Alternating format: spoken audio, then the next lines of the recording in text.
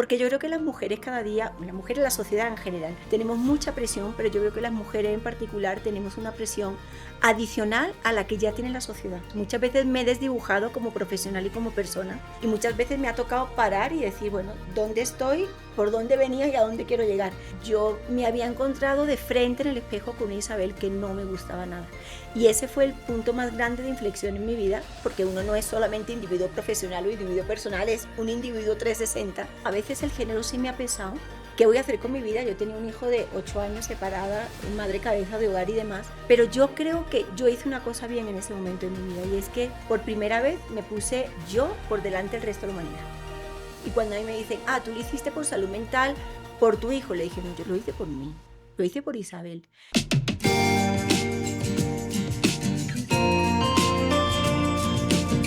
Bienvenidos a este nuevo capítulo de Querernos Bien con Colmédica, este podcast que hemos diseñado para que hablemos de lo que pocos hablan y es acerca de la salud mental.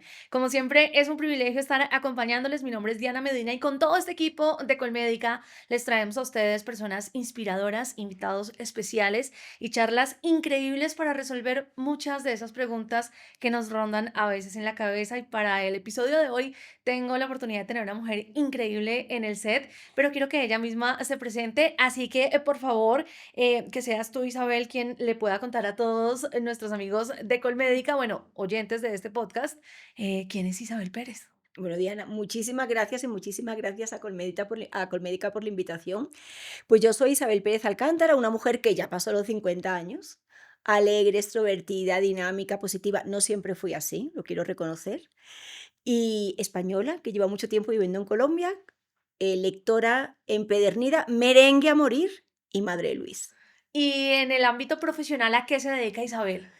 Toda la vida trabajé en marketing, nunca estudié marketing, pero la vida laboral me deparó por ese camino y toda la vida trabajé en empresas colombianas súper bonitas y hace 3 años y medio me independicé por algunas razones de salud mental y formé mi firma de consultoría en estrategia de marketing. Y de todo eso vamos a estar hablando hoy en nuestro podcast porque queremos reconocer y exaltar que allá afuera hay una cantidad de mujeres increíbles, trabajadoras, aguerridas, pero que a veces nos encontramos con unos retos que son bien interesantes. Y quiero empezar con una pregunta para nuestra audiencia y para ti también, Isabel, para que la podamos contestar. Y justamente esa pregunta es si alguna vez has sentido que tu visión perdió de alguna manera el rumbo o el sentido por todos esos obstáculos que a veces se presentan en el camino. Sí, o sea, yo creo que forma parte de la vida de cada uno y yo particularmente sí he perdido el rumbo muchas veces. Muchas veces me he desdibujado como profesional y como persona y muchas veces me ha tocado parar y decir, bueno, ¿dónde estoy? ¿Por dónde venía y a dónde quiero llegar? Eso pasa todo el tiempo, porque yo creo que las mujeres cada día, bueno, las mujeres, la sociedad en general, tenemos mucha presión, pero yo creo que las mujeres en particular tenemos una presión adicional a la que ya tiene la sociedad. Cuando Isabel está transitando su vida, llega a un punto de quiebre, llega a un momento en el que dice, quizás es momento de parar y empezar a evaluar qué estoy haciendo con mi vida profesional, con mi vida personal. ¿Cuál podrías considerar que es ese punto de inflexión en tu vida? Y bueno, si has tenido más de uno, pues creo que también se puede mencionar. Yo creo que normalmente tenemos más de uno, siempre hay uno que marca más. Hasta este momento de mi vida, el punto que marcó yo lo llamo breakpoint. Fue a los 50 años que yo había decretado que era el mejor, iba a ser el mejor año de mi vida. No sé por qué, yo tuve dos fechas especiales en mi vida, los 18 y los 50. No me importaron los 30 ni los 40, pero los 50 sí. Y ese año, que yo había decretado que iba a ser el mejor de mi vida en todos los sentidos, había empezado muy mal. Había empezado muy mal, no por ninguna circunstancia externa, ni por ninguna pérdida, ni nada, sino porque yo me había encontrado de frente en el espejo con una Isabel que no me gustaba nada. Y ese fue el punto más grande de inflexión en mi vida, fue a nivel profesional, pero eso obviamente lleva encadenado un montón de cosas familiares, personales, sentimentales, etcétera, etcétera, etcétera. En ese momento en el que uno quizás, aquí es donde repito que muchas de las personas que nos están viendo y que nos están escuchando se pueden sentir identificadas, porque creo que pasamos por ese momento en el que nos vemos y decimos, no, no es lo que esperaba, o sea, esa persona que está ahí, ese reflejo que está ahí, no, no es como yo me imaginaba. Por alguna razón en especial, ese reflejo no iba contigo de la mano, en algo profesional, en algo personal, en algo familiar, o simplemente como que llegaste a ese punto y dijiste, no es lo que quiero. Sí, fue un breakpoint profesional que obviamente arrastra un montón de cosas, porque uno no es solamente individuo profesional o individuo personal, es un individuo 360. Y yo me acuerdo que en esa época, yo que llevaba 25 años de experiencia, que había pasado por encima de lo divino y lo humano, que ya estaba de vuelta de un montón de cosas, empecé a tener unas inseguridades que a mí me llamaron mucho la atención. Y era que yo dudaba de un post orgánico en cualquier red social cuando, no sé, hacía 25 años yo hacía cosas mucho más grandes con los ojos cerrados y sin ni siquiera pensar. Y yo me acuerdo que hubo un detonante que a mí me impactó mucho y fue que yo los domingos por la tarde le empecé a tener terror a que llegara el lunes, Por volver al trabajo, por por saber volver que al trabajo. tenías que ingresar Y a para trabajar. mí lo mejor del domingo siempre era el lunes volver al trabajo. A mí me sonaba el celular o me sonaba un WhatsApp y yo temblaba de miedo. Pero claro, uno está en una dinámica de tengo que hacer la ejecutiva y la reunión y la junta y la preparación y La la cifra velocidad. y la velocidad y tal, y tengo que responder por un equipo y el negocio tiene que salir adelante y demás, y hace que tú no tengas muchos momentos para pararte a reflexionar y pensar, sino que sigues una inercia como un hámster que está dando vueltas en la rueda, porque eso es lo que toca hacer.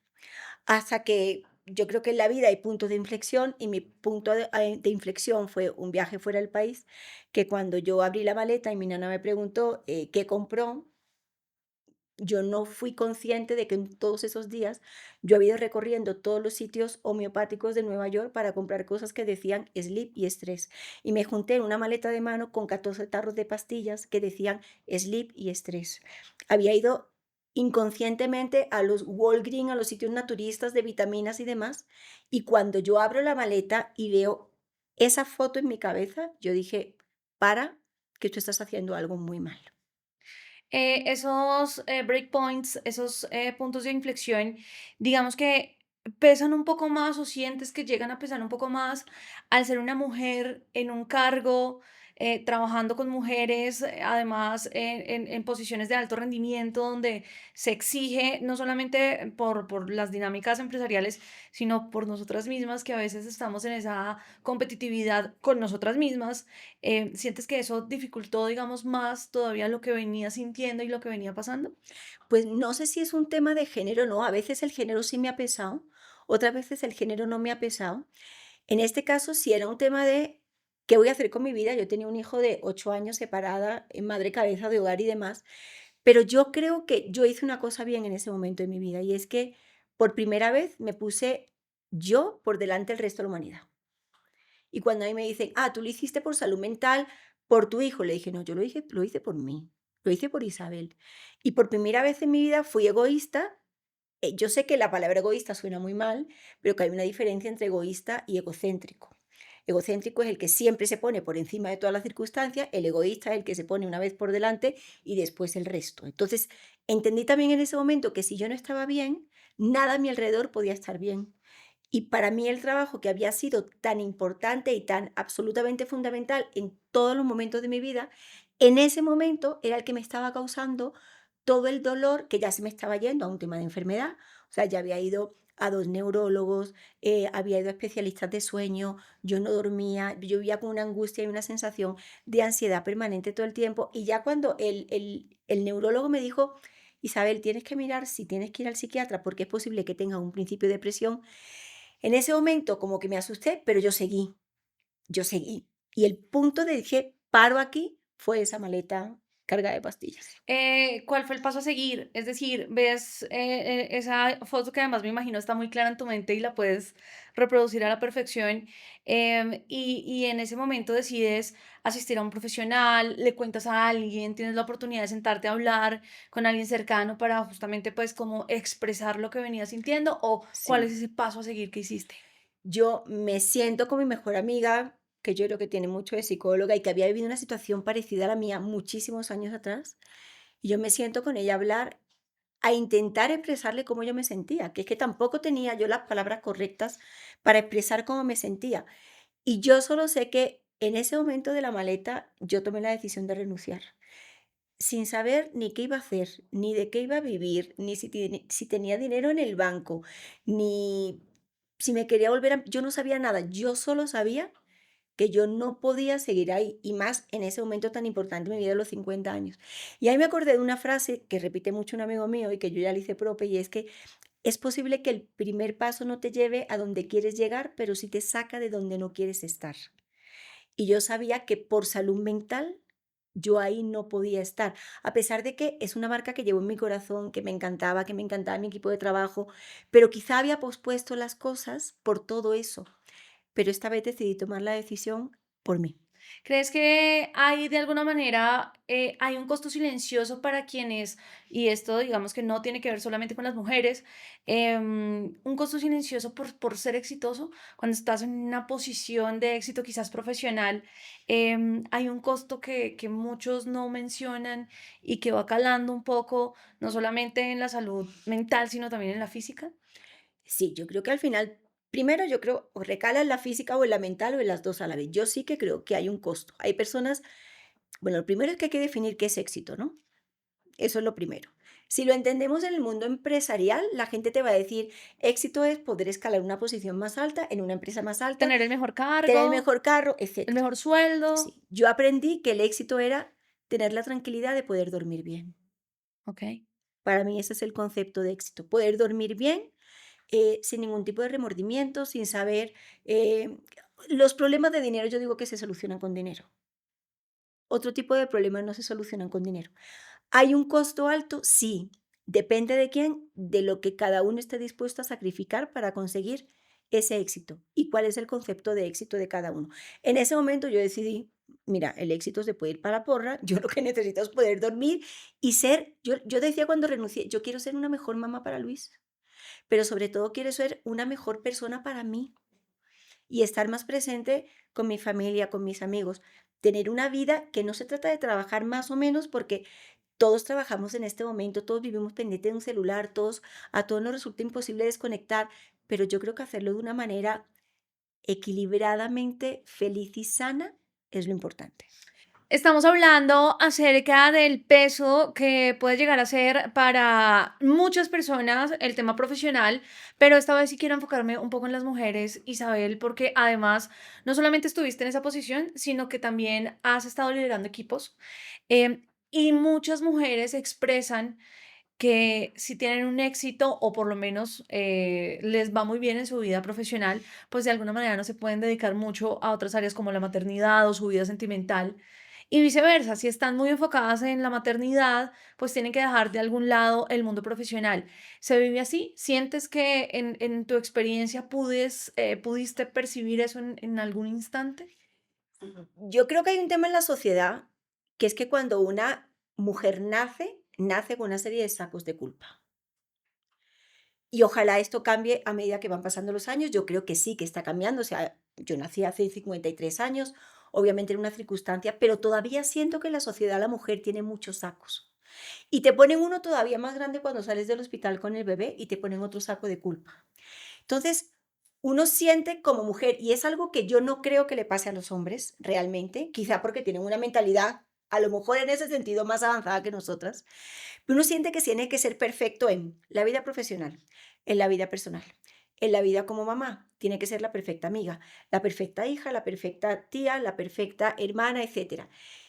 Y esa perfección, ese montón de sacos que tenemos atrás, donde no podemos fallar en ninguno y demás, y aparte tiene que ser la excelente profesional, etcétera, eso nos está matando a nosotras. Yo siento que afortunadamente los hombres no tienen ese saco de, o no tienen todos los sacos de culpa, o los manejan mejor y hacen mejor los balabares.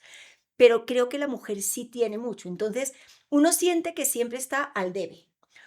O le falla su faceta personal, o le falla su faceta de mamá, o le falla su faceta de hija, o le falla su faceta profesional, pero yo siento que tenemos esa angustia de que siempre estamos al debe, que siempre nos falta el centavo para el peso, dicen, ¿no? Que siempre nos falta el centavo para el peso. Y yo creo que eso no lo tenemos que quitar. Yo asumí hace mucho tiempo, y lo digo de broma, porque no es verdad, que soy la presidenta del Club de las Malas Madres.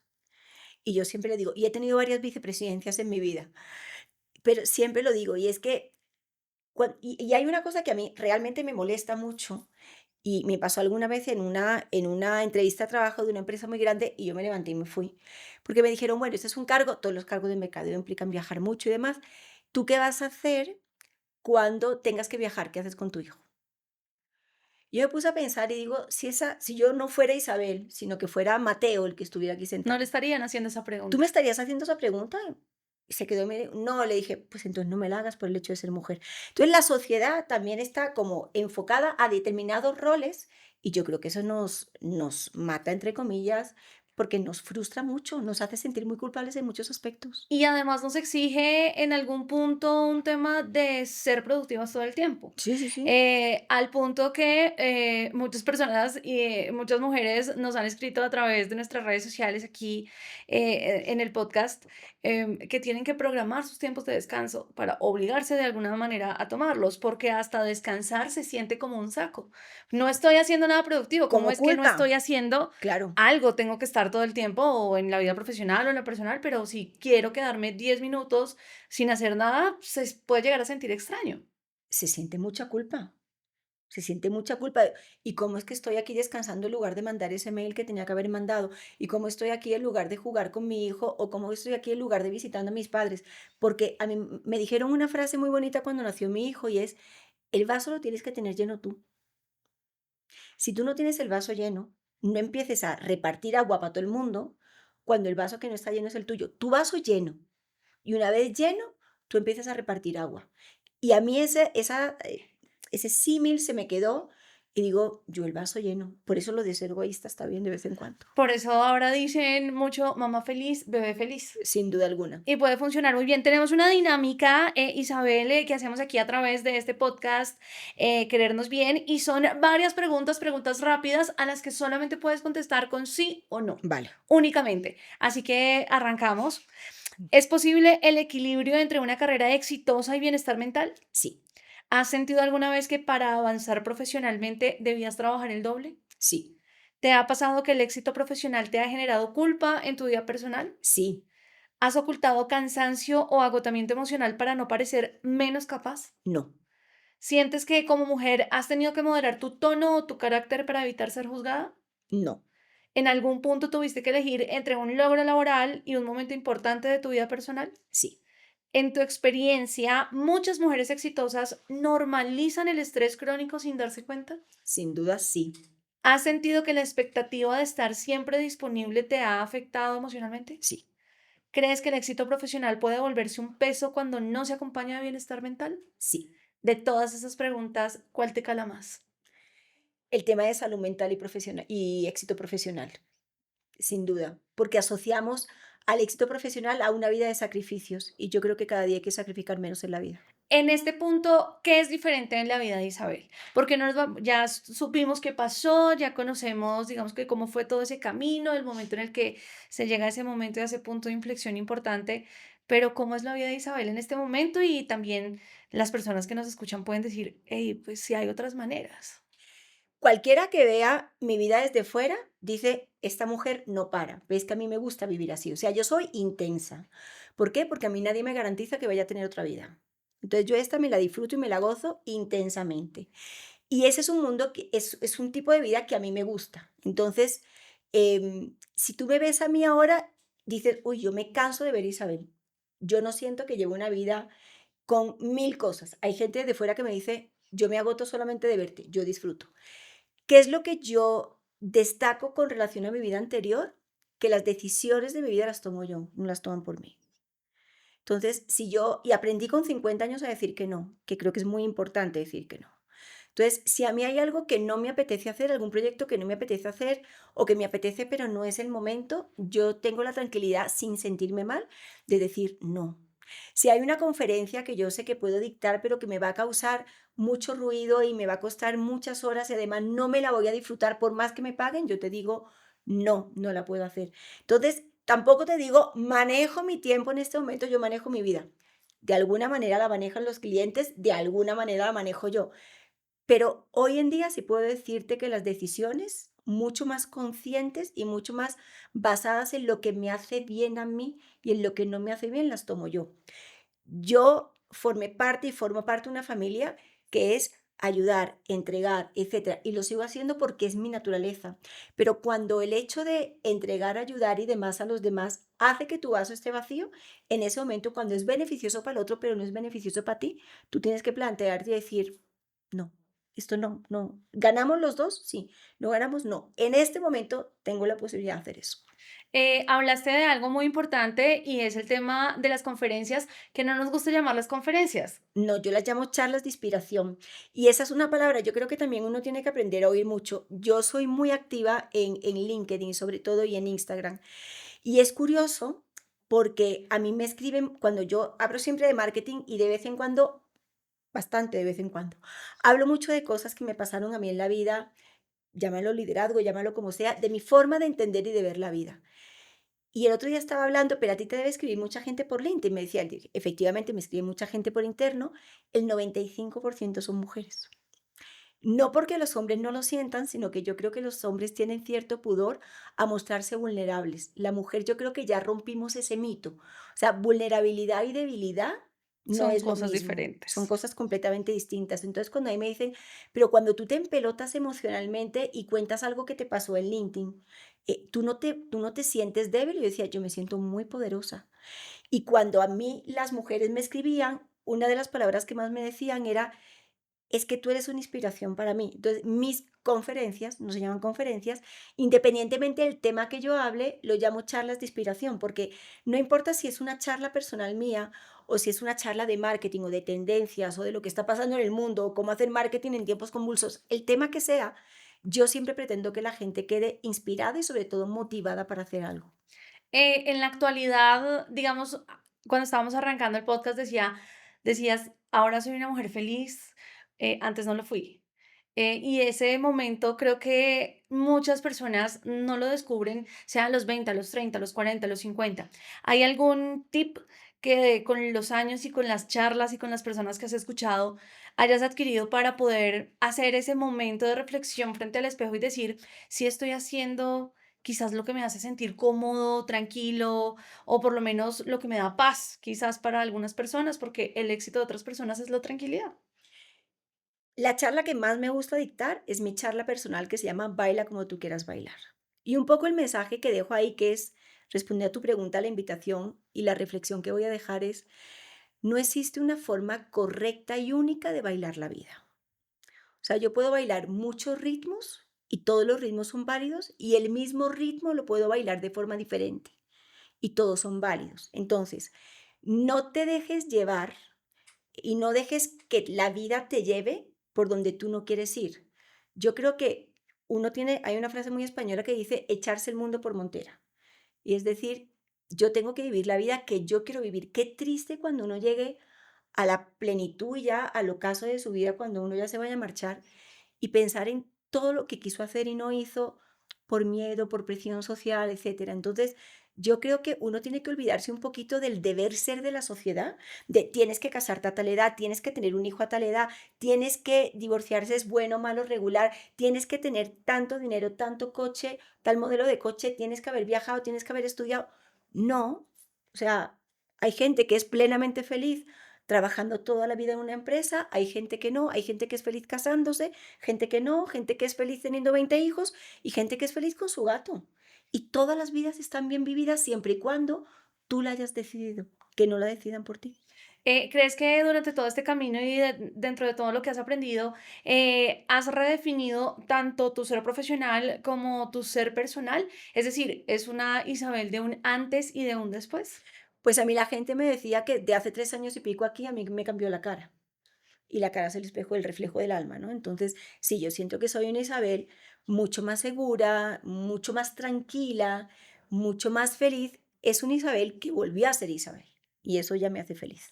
Y tenemos, digamos que este momento de reflexión, pero también habiendo pasado por ese momento, y me devuelvo al tema de la foto que te quedó muy marcada porque siento que está muy claro ese breakpoint en tu vida, pero ¿tienes alguna señal de alarma que le podamos contar a esas mujeres que seguramente están escuchando el programa y a los hombres también, Ujú. para definir cuándo está cerca de ese punto, cuándo está cerca de un breakpoint? Tus señales eran claras, ya no podía dormir, quizás me daba ansiedad cuando ya llegaba el momento de trabajar. Sí. Algunas que podamos compartir para que si uno las escucha del otro lado de la pantalla o del otro lado del el canal, diga, quizás puedo estar pasando por allí. Cuando algo te duele aquí, en el estómago, o algo te duele aquí, es que algo está pasando.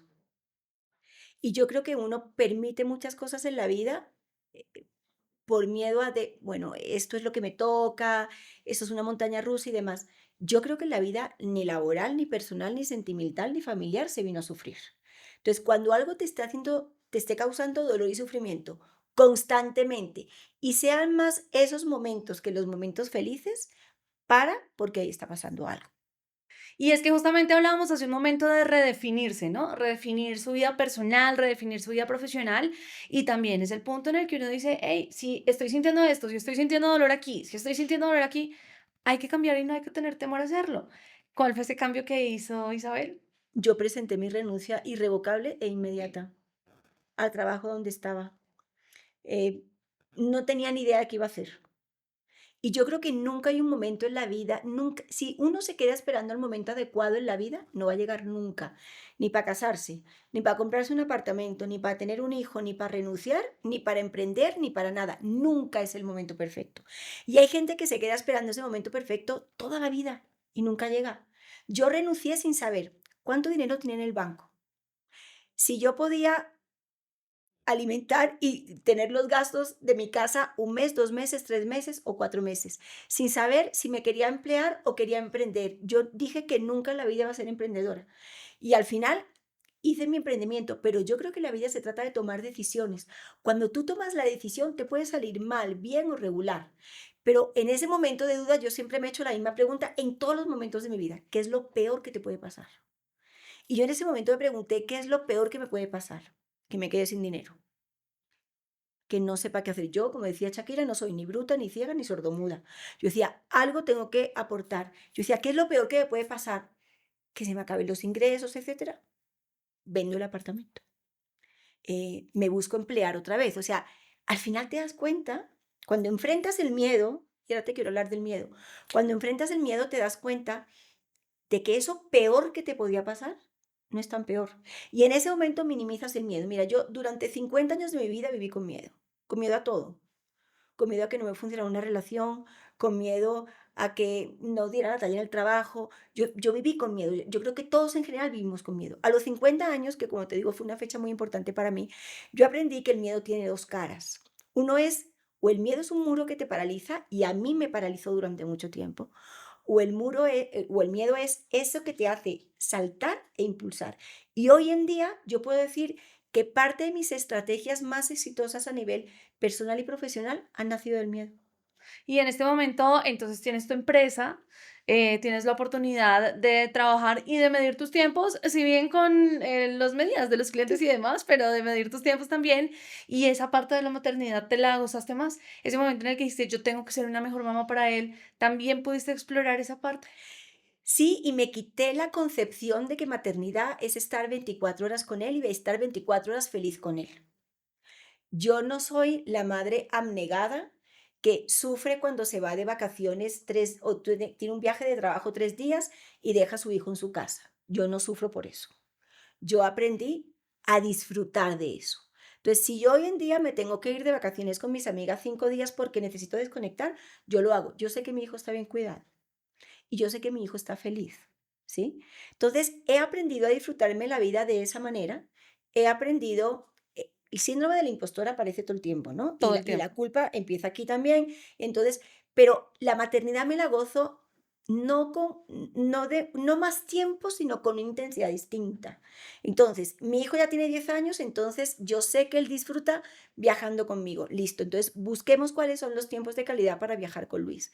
Él disfruta yendo a restaurantes, viviendo experiencias. Entonces, eso es lo que yo le doy. ¿Estoy 24 horas pegada a él? No. Yo dicto clase, yo viajo, yo asesoro, yo viajo por placer y viajo por trabajo. Yo me he ido a España a ver solo a mis padres y demás. Yo le explico a mi hijo y mi hijo pasa no 24 horas conmigo, pero el tiempo que pasamos sí es un tiempo de calidad. Eso creo que es importantísimo y evaluarlo en cada uno de los hogares, pues será tarea de cada una de las personas que están escuchándonos a través de Querernos Bien con Colmédica. Isabel, ha sido una charla reveladora seguramente para muchas personas que están ahí conectadas con nosotros. Consejo final, píldora ahí para la gente y bueno, vamos antes con una tarjetica porque ahí hay una pregunta también para que la Vale. podamos contestar. ¿Cómo te va con las tarjetas, con la suerte? Yo digo que soy una mujer muy afortunada. Bueno, entonces vamos a escoger cualquiera para ver cuál es la pregunta que viene por Esta ahí. misma. ¿La lees o la Sí, leo? la lees. La autenticidad en el mundo corporativo se nota cuando tienes capacidad de adaptarte sin dejar de ser tú mismo.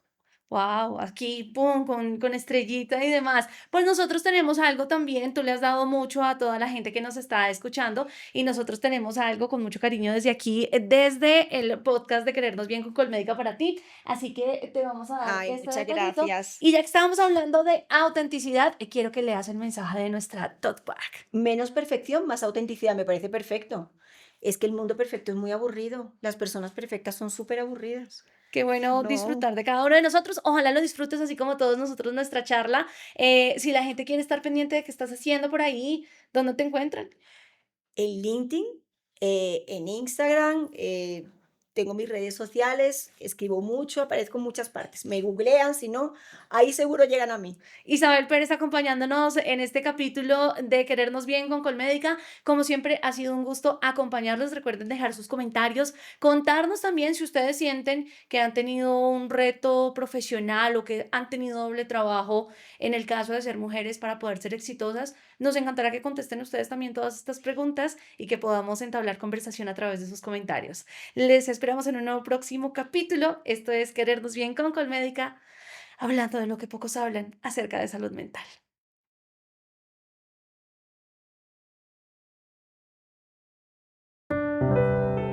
Vigilado Supersalud.